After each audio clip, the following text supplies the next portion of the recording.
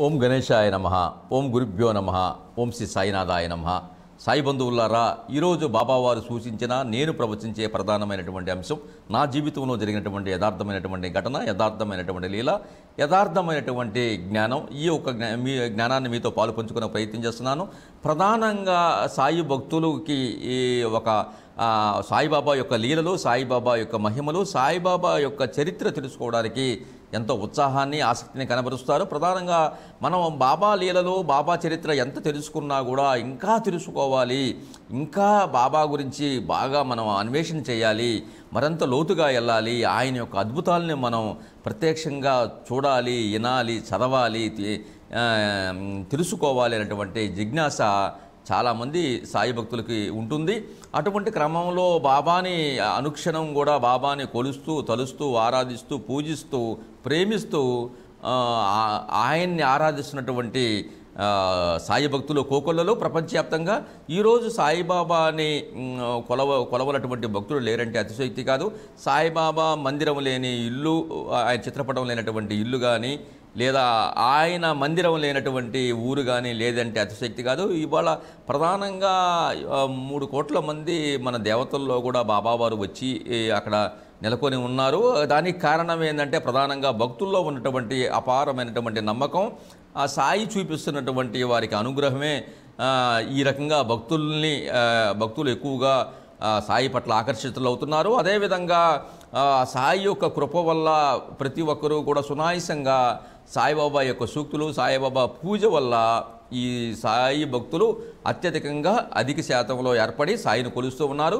ఈ క్రమంలో బాబా గురించి తెలుసుకోవాలన్నటువంటి ఆలోచన, ఆసక్తి అందరికీ ఉంటుంది. కాబట్టి సాయి బాబా వారు మరి ఆయన అంటే 100 సంవత్సరాల క్రితం రమారమి ఆయన జీవించే ఉన్నారు. ఒక మాధవుడే మానవుడిగా, నారాయణే నరుడుగా, జనార్దుడే జనుడుగా అవతరించారని చెప్పేసి మనకి చరిత్రకారులు, కొంతమంది భగవద్భక్తులు చెప్తూ ఉన్నారు. అటువంటి సాయిబాబా యొక్క కృపని మనం తెలుసుకున్నటువంటి అవకాశం, ఆయన రమారమి దాదాపు షిరిడీలో దాదాపు 60 సంవత్సరాల పాటు అక్కడ ఆయన గురుస్థానంలో ఉండి నివసించి భక్తుల మధ్యలో ఉండి అనేక ఆధ్యాత్మిక విషయాలను ఆయన పొందపరిచి, తర్వాత హిందూ ముస్లిం వాళ్ళకి భేదం లేదని మత సామరస్యానికి ప్రతీకగా నిలిచి ఆయన అంటే 1918వ సంవత్సరం అక్టోబర్ 15వ తేదీ విజయదశమి రోజున ఆయన బాబావారు సిద్ధి పొందారు. ఆయన సిద్ధి పొందే ముందు ఆయన చివరిగా కూడా బాబావారు సూచించారు, తన గురువు ఇచ్చినటువంటి ఇటుకరాయి ఇరిగిపోయినప్పుడు ఇది తను అనుక్షణం అంటిపెట్టుకు ఉంటుందని, ఇటుకరాయి గొప్ప మహోత్తరమైనటువంటి శక్తి కలదని తన గురువు ఇచ్చిందని, తనతో అనుబంధం తీరిపోయిందని ఆయన ముందుగానే సూచించారు. అట్లానే సీమోల్లంఘనం అప్పుడు కూడా బాబా ముందుగానే ఇక హిందూ ఎవరు, ముస్లిం మరి అని చెప్పేసి ఆయన చెప్పినటువంటి సందర్భాలు ఉన్నాయి. తర్వాత మనకి చివరి దశలో గనక మనం ఆయన చూసినట్లయితే ఒక వారం రోజుల పాటు ఆయన సిద్ధి పొందడానికి సిద్ధంగా ఉన్నప్పుడు విజయ్ అనేటువంటి భక్తుడిని కూర్చోబెట్టి రామ విజయం అనేటువంటి ఒక అద్భుతమైనటువంటి రాముని యొక్క పుస్తకాన్ని ఆయన బాబావారు పారాయణం చేయమన్నారు. నిరంతరం ఉదయం, మధ్యాహ్నం, సాయంత్రం 7 రోజుల పాటు విజయ అనే భక్తుడు రామ విజయాన్ని నిరంతరం పఠిస్తూ బాబావారికి వినిపిస్తూ పారాయణం చేశారు. చివరగా 7 రోజుల పారాయణం చేసినాక విజయ్ బాగా అలిసిపోయాడు. చివరిగా అలిసిపోయినటువంటి విషయంలో ఆ రామ విజయాన్ని ఘట్టాన్ని పూర్తి చేసుకొని బాబా సంతృప్తి చెందాడు. ఈ రకంగా బాబా తన యొక్క అంటే పరీక్షిత్ మహారాజు గనక భాగవతాన్ని 7 రోజుల్లో పారాయణం చేసి మోక్షం పొందినట్లుగానే ఈ యొక్క రామ విజయాన్ని కూడా సాయిబాబా చివరి దశలో ఆ విజయ అనే భక్తుడి చేత పారాయణం చేసి సిద్ధి పొందారు. ఆయన కరెక్ట్గా సమాధి పొందింది 1918వ సంవత్సరం విజయదశమి, అంటే అక్టోబర్ 15వ తేదీ మధ్యాహ్నం 2:30 ఆయన కేవలం ఆయన పక్కనే ఉన్న లక్ష్మీబాయికి 9 నాణ్యాలు ఇచ్చి కాస్తంత ఊరికి తల ఒరిగారు. ఆయన సునాయాసంగా, అనాయాసంగా ఆ యొక్క బాబావారు బ్రహ్మ తన తల్లి అని బ్రహ్మ తన తండ్రి అని, మాయ తన తల్లి అని, వాటి కలయిక వల్ల శరీరం ఏర్పడిందని, నేను ఎప్పుడు పుట్టాను, ఎప్పుడు మరణించాను ఈ వీళ్ళందరూ అనుకుంటున్నారు.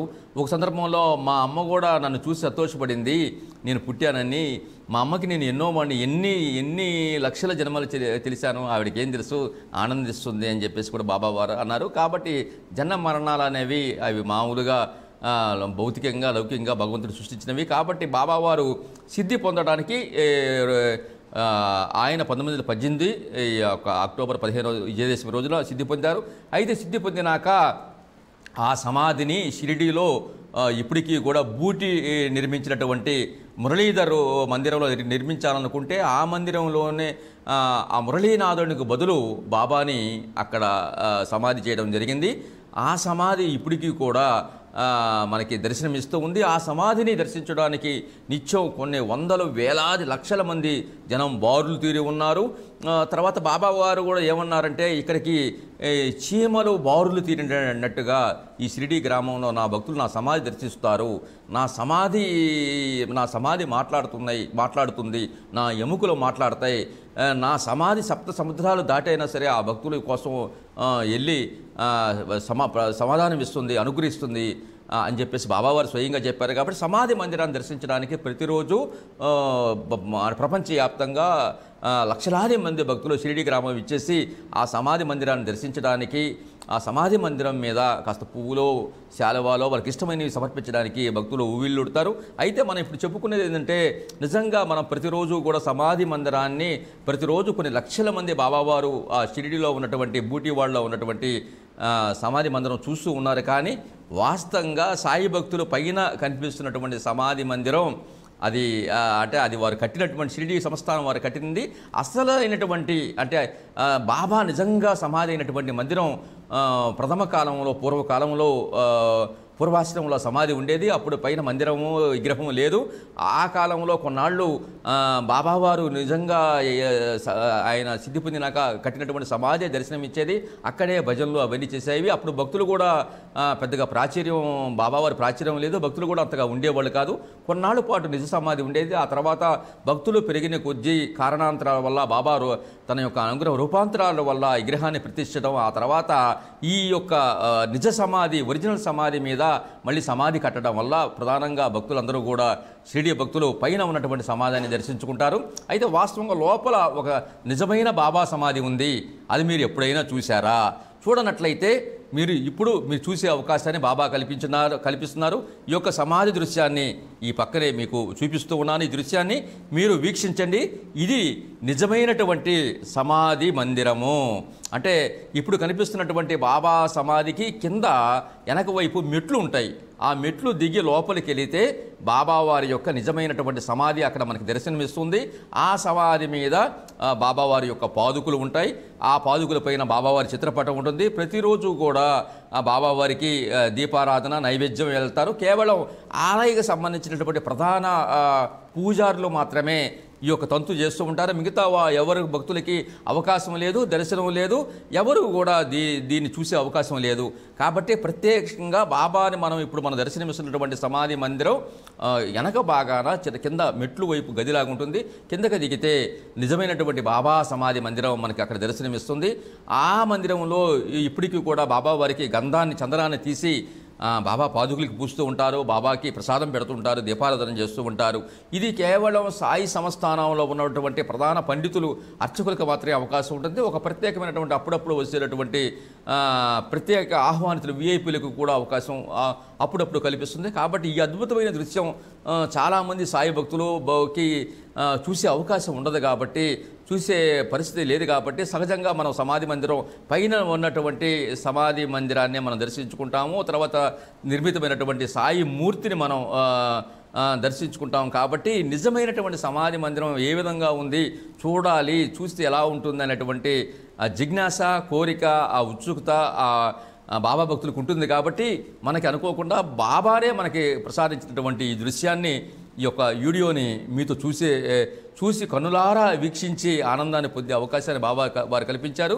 ఈ వీడియోని నిజంగా మీరు భక్తిపూర్వకంగా బాబా సమాధి పొందినటువంటి ఈ మందిరాన్ని మీరు చక్కగా వీక్షించి ఆయన అనుగ్రహాన్ని పొంది బాగా సంపూర్ణంగా ఆనందించగలరని ఆశిస్తూ ఈ షిరిడి సాయి భక్తి టీవీ వీక్షిస్తున్నటువంటి సాయి బంధువులకి గురు బంధువులకి కూడా ఈ యొక్క మన షిరిడి సాయి భక్తి టీవీని మీరు సబ్స్క్రైబ్ చేసి లైక్ చేసి మరింత భగవద్బంధులకి ఈ ప్రచారం చేయగలరని చేస్తే ఆ సాక్షాత్ ఆ దత్తప్రభువు సాయినాథుడు అపార కృపా కటాక్ష వీక్షణాలు మీకు మీ కుటుంబం కలగాలని మనస్ఫూర్తిగా ఆశిస్తూ ఆకాంక్షిస్తూ సర్వే జనో సుఖినో భవంతు.